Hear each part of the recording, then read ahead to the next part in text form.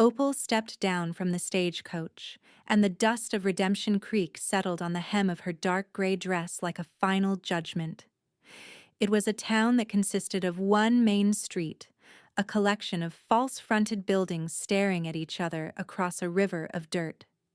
The air smelled of pine, manure, and something metallic, like a coming storm.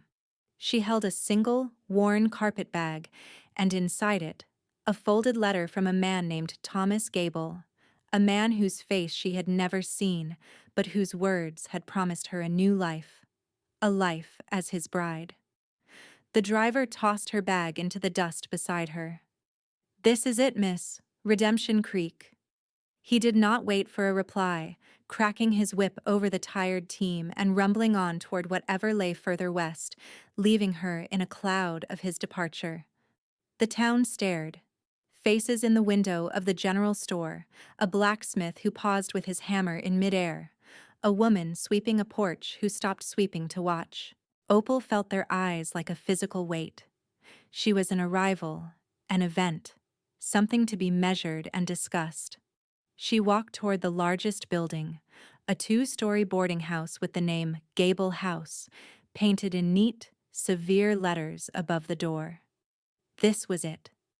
This was the home of his mother, the place he had told her to come.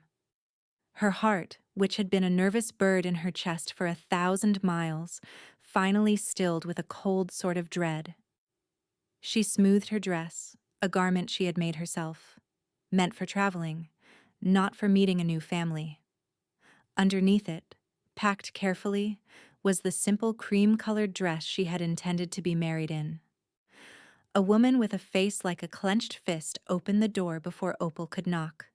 She was tall and thin, her hair pulled back so tightly it seemed to stretch the skin over her cheekbones.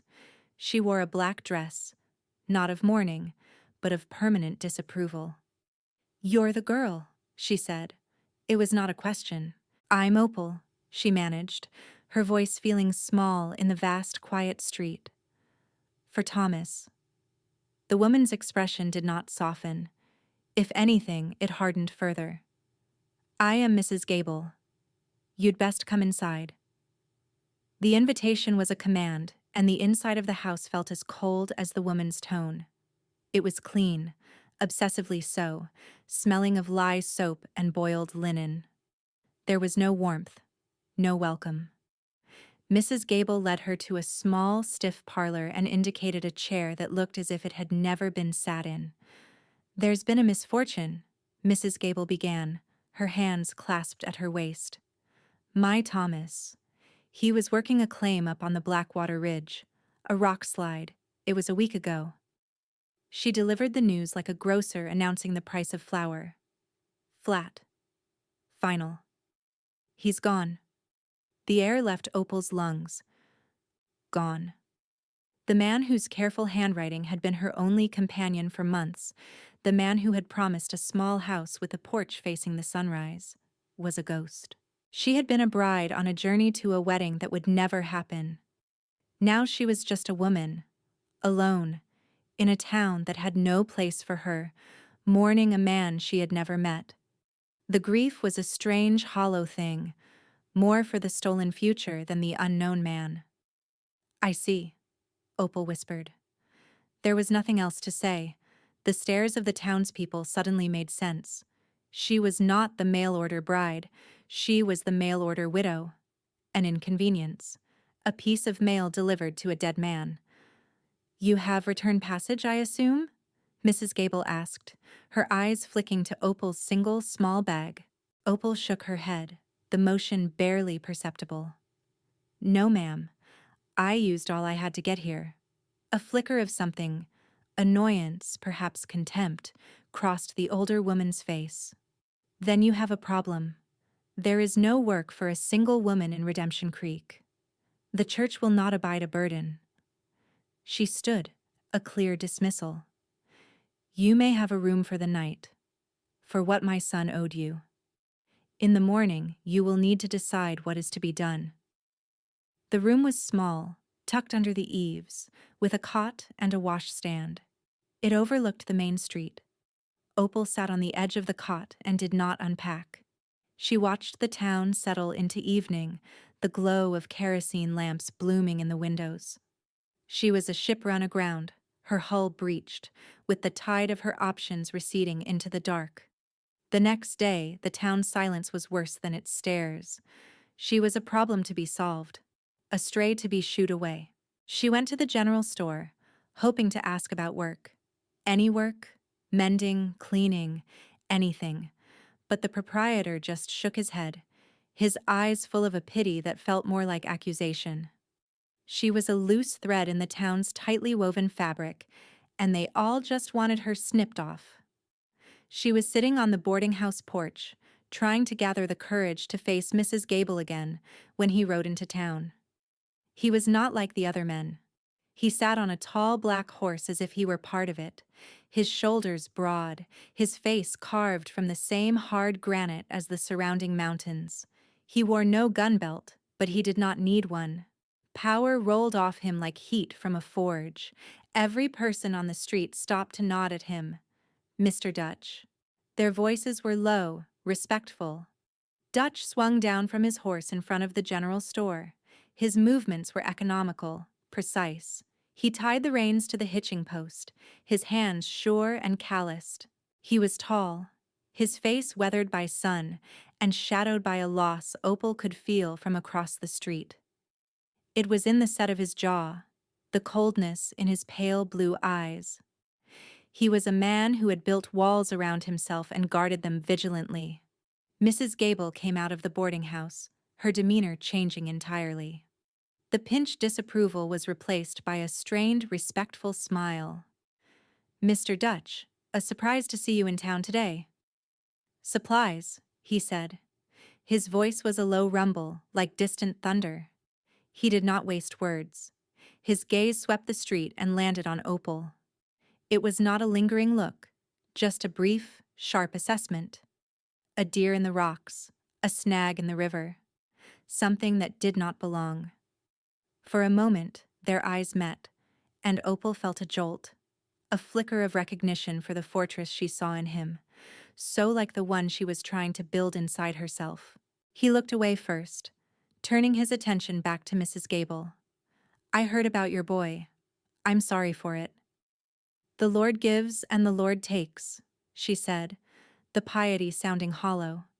Then, her voice dropping, she added, "And now we have this unfortunate business, the girl he sent for." She gestured with her chin toward Opal, as if discussing a piece of unclaimed freight. Dutch's gaze returned to Opal. He took in the worn dress, the single bag at her feet, the straightness of her spine. He saw a woman who had been dealt a losing hand but had not yet folded. Most women in her position would be weeping, begging. She was just sitting, watching, waiting. It unnerved him. "She has no people? No way back?" he asked Mrs. Gable, though his eyes remained on Opal. "None to speak of," the woman sniffed. "A problem, as I said." Dutch was silent for a long moment, his gaze unreadable. He was the founder of this town, the owner of the Blackwater ranch that fed it and employed half its men. He felt a grudging sense of responsibility for the souls within its orbit. He was a man who solved problems, coldly, efficiently. He had lost his wife years ago, and his heart had been fallow ground ever since. He did not deal in charity or sentiment. He dealt in transactions. He walked across the street, his boots stirring the dust. He stopped in front of her, blocking the sun. "You can cook?" he asked. The question was blunt, without preamble. Opal looked up at the hard planes of his face. "I can." "And clean? Not afraid of hard work?" "No, sir. My housekeeper left 2 weeks ago, married a trapper. The place is a mess and my men are tired of my cooking." He stated it as fact, not complaint. "The work is hard, sunup to sundown. Pay is $10 a month and board. You'll have a room off the kitchen." He was not offering kindness. He was offering a solution to his problem that happened to solve hers. Opal stared at him, stunned. It was a lifeline, thrown by a man who looked as though he would rather drown than ask for help himself. "Why?" she asked, the word escaping before she could stop it. A muscle worked in his jaw. "I need a housekeeper. You need a job. It's simple as that." He looked past her, at the town that was watching this entire exchange. He was making a decision, and in Redemption Creek, his decisions were law. "Get your bag," he said, his tone leaving no room for argument. "We ride in an hour." The Blackwater Ranch was a world unto itself, a sprawling domain of corrals, barns, and a long, low ranch house nestled against the curve of the river it was named for. The house was solid, built of thick pine logs, but inside, a layer of dust covered everything. It felt empty. A place of function, not life. Dutch showed her to a small, clean room behind the kitchen and left her there with a curt, "Supper's at 7. There are 6 men, plus me." Opal set to work immediately. It was what she knew how to do. She scrubbed the long trestle table, coaxed a fire to life in the massive stone hearth, and found flour, beans, and bacon in the pantry. As she worked, she learned the geography of his life. The house was meticulously organized but devoid of personal touches, except for one. On the mantelpiece, a single, faded tintype stood in a simple wooden frame. A woman with a gentle smile and eyes that held a light that was now long extinguished. His wife, the source of the deep winter in his soul. The ranch hands were wary, their curiosity masked by a gruff respect for their boss's decision. They ate the meal she prepared in near silence, their praise delivered in scraped clean plates. Dutch sat at the head of the table, a silent king in his lonely hall, and Opal felt his presence as a constant low hum of energy in the house. He was a man who took up space even when he was still. Weeks turned into a month.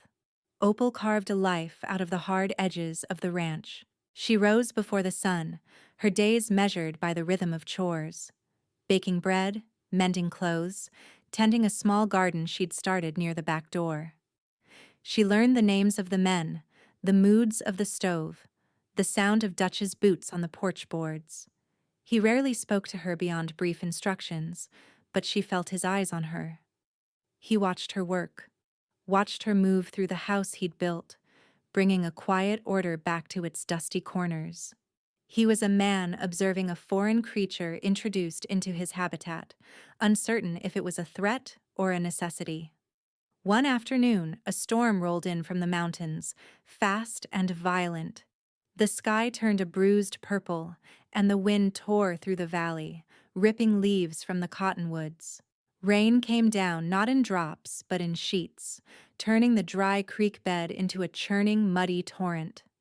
Opal secured the shutters and watched from the kitchen window as the men scrambled to get the livestock into the barns. Dutch was in the main corral, trying to calm a beautiful, high-strung gray mare that was panicking in the thunder. The horse was finer than the others, with an intelligent eye and a delicate build. She had seen him with the mare before, his hands gentle on her neck, his voice low and soothing in a way he never was with people. The mare was special. A crack of lightning brighter than the sun struck a pine tree on the ridge. The sound was a physical blow. The mare, whose name was Starlight, screamed and reared. The corral gate, weakened by the wind, splintered.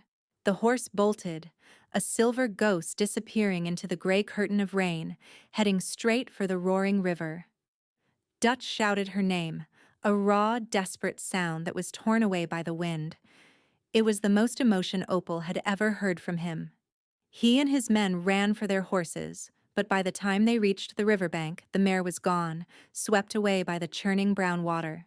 They searched until dark, riding the flooded banks, their lanterns making small, useless pools of light in the deluge. They returned near midnight, soaked and defeated.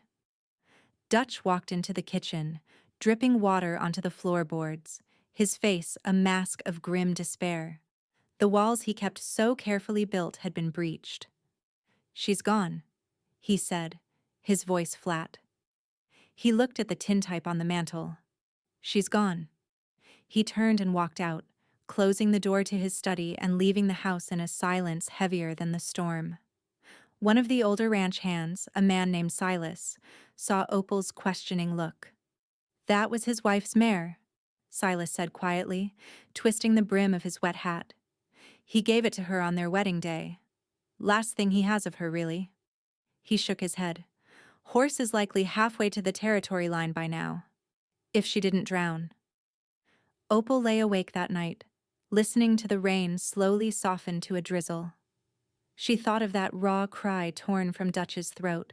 It was the sound of a man watching the last piece of a precious memory being washed away. She knew horses. She had grown up with them, understood their instincts. A panicked animal would fight. It would seek high ground. It wouldn't just give in to the water. A conviction settled in her heart, as quiet and sure as the coming dawn. Before the first hint of light, she was up. She packed a small bundle, a loaf of yesterday's bread, a canteen of water, and a length of rope. She scribbled a hasty note on a scrap of paper and left it on the kitchen table where he would see it. Gone to look for the mare, downriver. Then she slipped out the back door and into the wet, gray morning. The river was a monster, swollen and angry, its banks a mess of mud and debris. But it was no longer the raging torrent of the night before. It was receding, leaving behind a scar of its passage. Opal began to walk. The mud sucked at her boots, trying to pull her down with every step. The air was thick and cool, smelling of wet earth and bruised sage. She kept her eyes on the ground, searching for any sign, any track, any broken branch that didn't belong. The first mile was a testament to the river's fury: uprooted saplings, tangled fences, the carcass of a deer. There was nothing. Doubt began to creep in. The men had searched on horseback. What could she possibly find on foot? But she pushed the thought away. This was not for them. This was for the man in the house. The man who had lost the last piece of his wife. This was an act of faith. 2 miles in, her boots were caked in mud, each one feeling like it weighed 20 pounds. Her skirts were soaked and heavy. Still, she walked on. 3 miles. The sun was beginning to burn through the clouds, turning the wet landscape to steam. She found the first sign. A single deep hoofprint in a patch of sand the river had deposited, pointing away from the water. It was fresh. Hope, sharp and sudden, pierced through her exhaustion. The mare had made it to the bank. She had fought. Back at the ranch, Dutch found the note. Fury, cold and sharp, went through him first. The foolishness of it. A woman, on foot, in this mess. She would get herself killed. He yelled for Silas to saddle his horse, his movements sharp with anger. But underneath the anger was a different current, one he refused to name. A cold knot of fear. He had not felt fear for another person in years. He hated it. He rode hard, his horse churning through the mud along the riverbank. He was a master tracker, but he was tracking a woman, not a horse, and his fear for her safety made him reckless. He almost missed the place where she'd cut inland, following the single track he hadn't even seen. He swore under his breath, a mixture of frustration and a grudging respect he would never admit. Opal followed the tracks for another mile, her entire world narrowed to the search. The trail led her into a thicket of willows and cottonwoods, a tangled mess of branches and flood debris. It was nearly impassable. She pushed her way through, the branches scratching at her face and hands, and then she heard it. A low nicker, weak and trembling.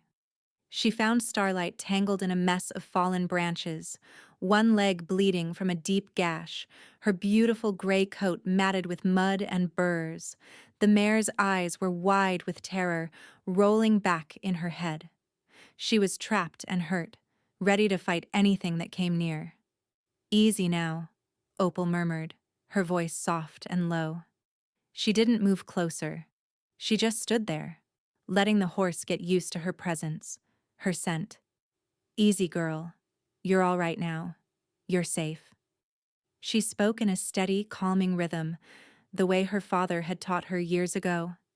She talked about the sunshine, about sweet grass, about nothing at all. Slowly, the wildness in the mare's eyes began to recede. The trembling lessened. That was how Dutch found them. He came through the thicket and stopped dead. He saw his wife's mare, alive, and he saw this woman, this stranger he'd brought to his home, standing in the mud, speaking to the terrified animal as if she were coaxing a child from a nightmare. He had expected to find her exhausted, lost, defeated. Instead, he found her in her element, possessing a quiet strength he had never imagined. He started to move forward. "Starlight," he said, his voice rough with relief. The mare startled at the sound, her terror returning in a rush. She thrashed against the branches, her eyes rolling again. "No, wait," Opal said, holding up a hand. "Let me." She approached the mare slowly, her hand outstretched, never breaking the low, soothing murmur of her voice. Starlight watched her, every muscle tense. Opal reached out and gently, so gently, touched the mare's nose. The horse flinched but didn't pull away. Opal began to stroke her neck, her touch firm but kind, working the knots of fear out of the animal's muscles. Dutch stood frozen, watching. He had never seen anything like it. Men broke horses with force and will. This woman was untying the horse's fear with patience. He watched as she worked, her hands moving with an innate understanding, clearing the branches away one by one, never making a sudden move, her voice a constant, gentle song. After a few minutes, the mare leaned her head against Opal's shoulder and let out a long, shuddering sigh. Opal looked up at Dutch then, a smudge of dirt on her cheek, her hair coming loose from its pins. "She has a bad cut on her leg," she said, her voice practical, calm. "But I think she'll walk." He finally moved, walking over to inspect the wound. He was close enough now to smell the rain and earth on her clothes. He looked from the now calm horse to the woman who had calmed her. He had brought her to his ranch as a housekeeper, a function, a cog in the machine of his life. But what he was looking at was not a servant. It was something else entirely. "How did you do that?" he asked, his voice low. Opal shrugged, still stroking the mare's neck. "Some animals just need to be talked to, is all. They need to know they're not alone in their fear." Her words hit him with the force of a physical blow.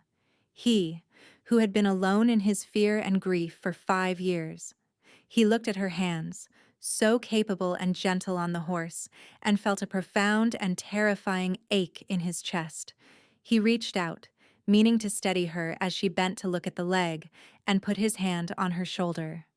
The moment his skin touched the damp fabric of her dress, a current passed between them.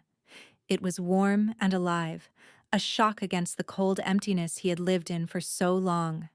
She froze at his touch. Neither of them breathed.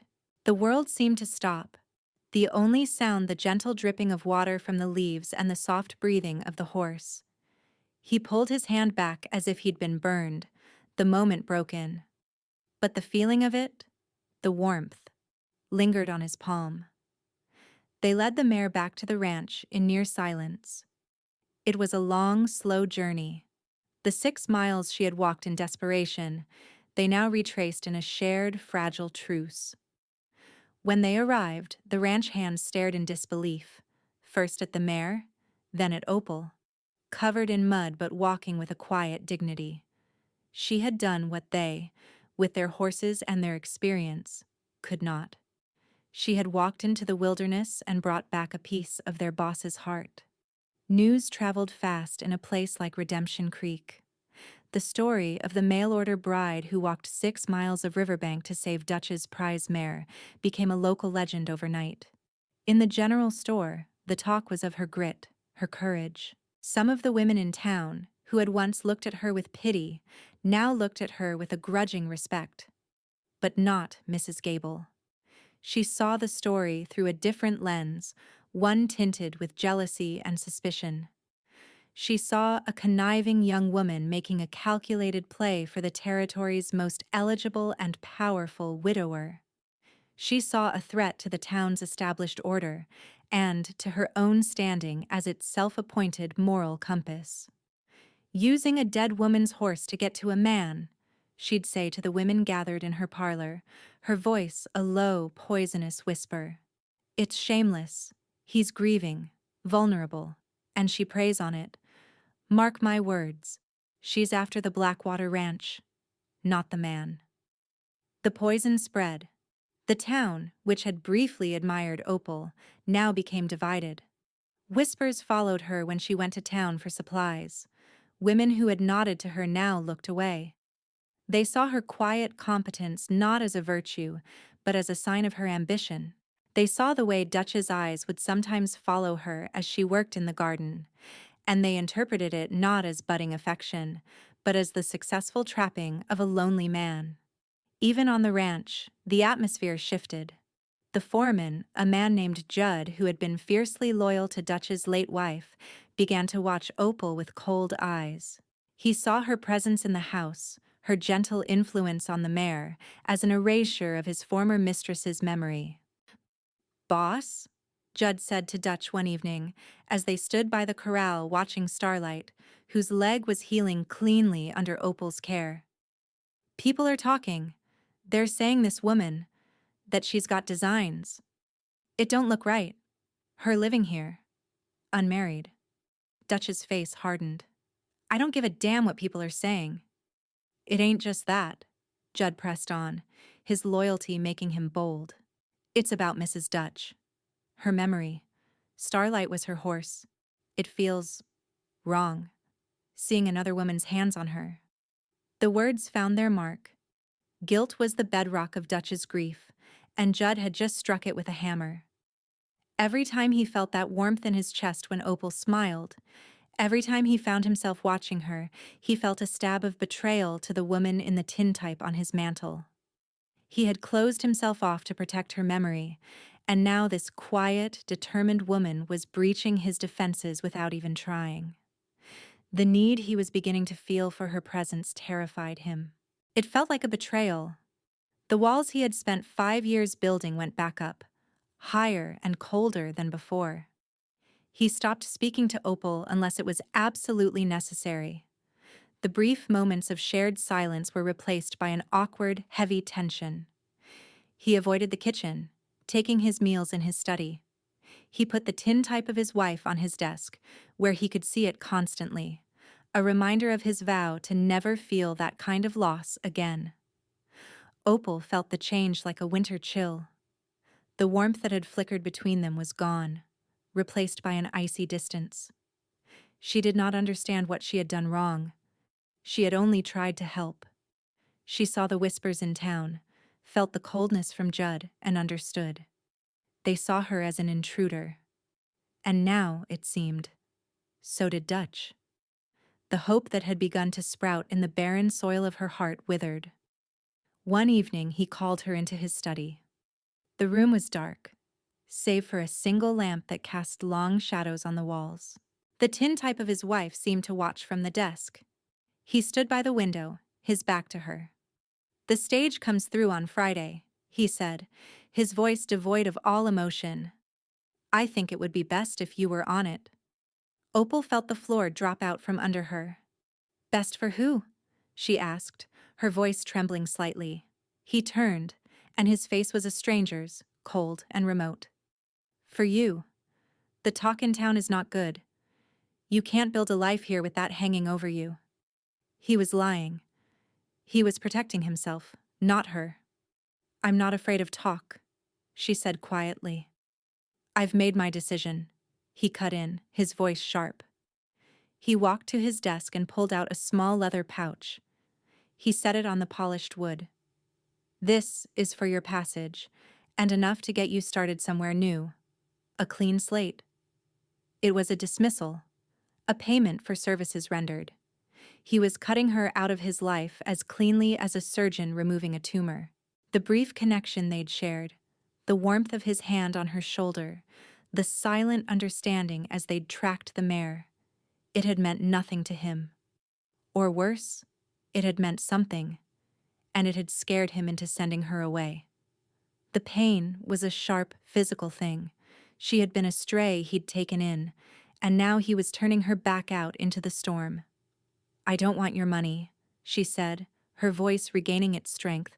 Her pride was the one thing they could not take from her. "You gave me a job when I had none. The debt is paid." She turned and walked out of the study, leaving the pouch of money on the desk between them. She went to her small room and packed her single carpet bag. There was nothing more to put in it than what she had arrived with. She had thought for a brief time that she had found a place to belong. She had been wrong. Redemption Creek was not her home. It was just another place to leave. Friday arrived, gray and overcast, mirroring the state of her heart. The whole ranch was quiet, the men avoiding her eyes, a guilty shame hanging in the air.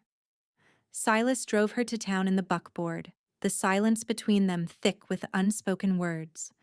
The stagecoach was already there, waiting in front of the hotel, its team stamping impatiently. A small crowd had gathered.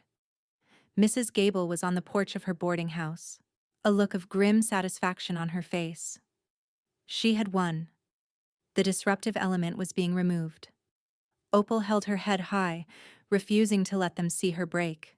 She would not give them the satisfaction. She walked toward the stage, her bag feeling heavier than it ever had before. She had one foot on the step when the sound of a horse, ridden hard, cut through the quiet street. It was Dutch, on his tall black horse, pulling up in a cloud of dust.